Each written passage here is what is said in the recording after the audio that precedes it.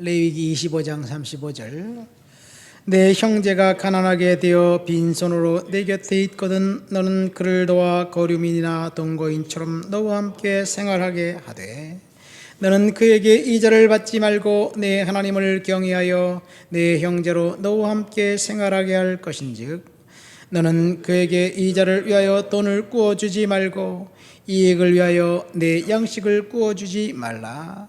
나는 너희의 하나님이 되며 또 가나안 땅을 너희에게 주려고 애굽 땅에서 너희를 인도하여 낸 너희의 하나님 여호와이니라.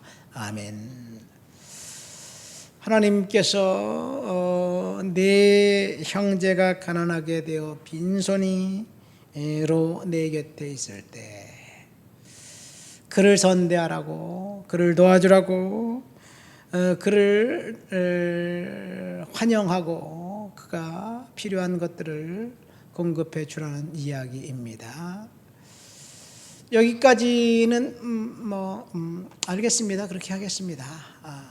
이제 그렇게 동의할 수 있을 것 같아요.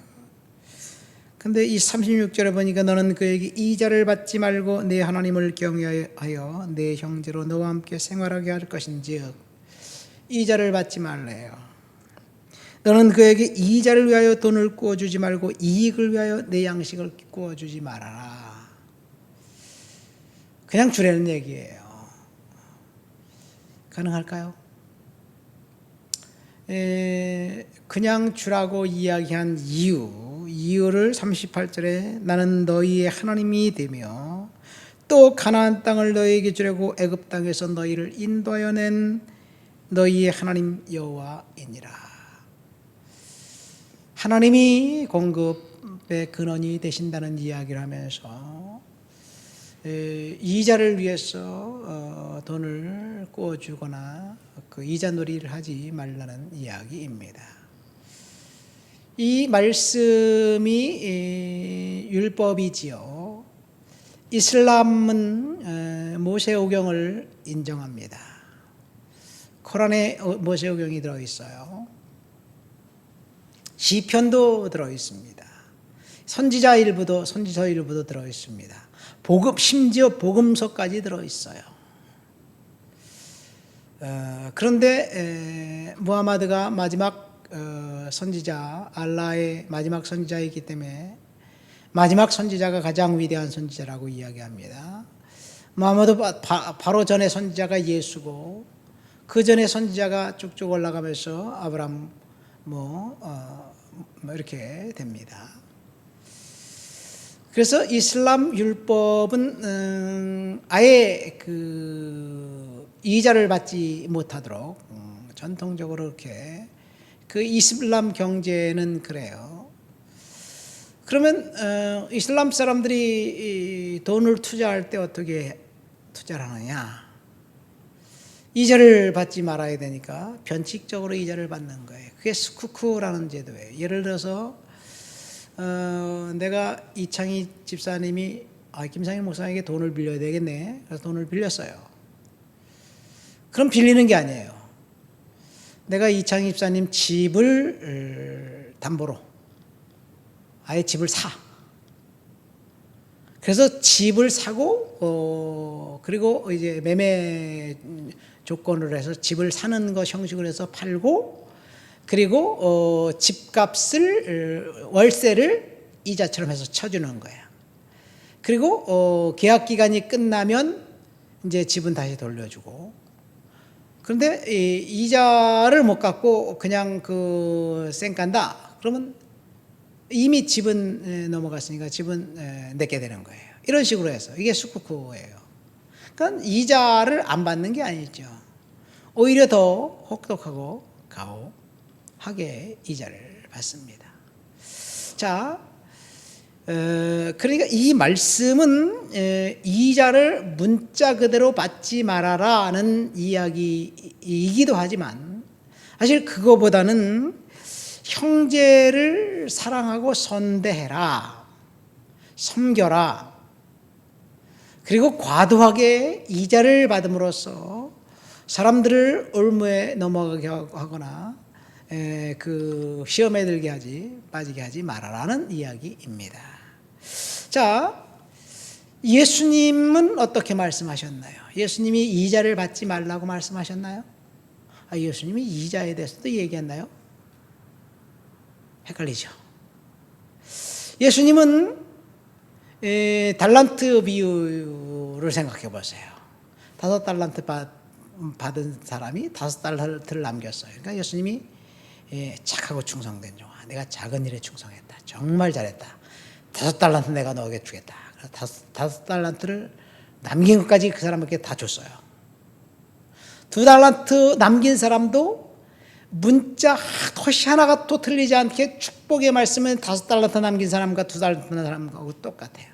한 달란트 받은 사람은 어땠습니까? 그 달란트를 땅속에 파묻어 두었어요. 그랬더니 예수님이 뭐라고 책망합니까?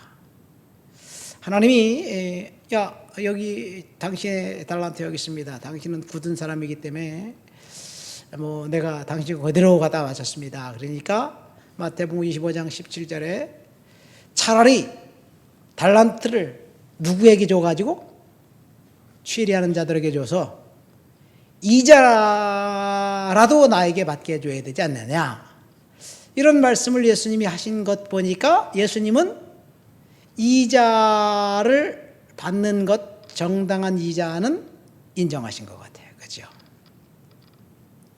그러니까 우리가 이 구약 율법을 문자 그대로 따르고 지키는 것이 아니라 그 율법의 정신이 과연 무엇이냐, 하나님이 더불어 살아가는 세상에서 이 사람들과 평화롭게 살면서 섬기고, 물질이 넉넉한 사람은 물질이 없는 사람에게 나눠주는 그런 삶을 살고, 그렇게 사랑하며 섬기며 살라는 이야기입니다. 그것이 천국이 아닌가요? 근데 오늘날 우리가 살고 있는 세상은 완전히 정반대입니다. 뭐 사업이 좀 잘 안 되고 힘들어, 그러면 아예 일어나지 못하도록 그냥 만들어 버리는 것이 사람들의 생리예요. 그렇죠. 약점을 잡아가지고 혹독하게 완벽하게 빼먹고 그리고 완벽하게 이용하는 것, 그것이 오늘날 사람들의 생리입니다. 이자를 너무나 가혹하게 받아가니까 법에서 그 이자는 뭐 25%까지는 뭐 안 된다, 뭐 이런 법도 만들어 놓고 그렇죠.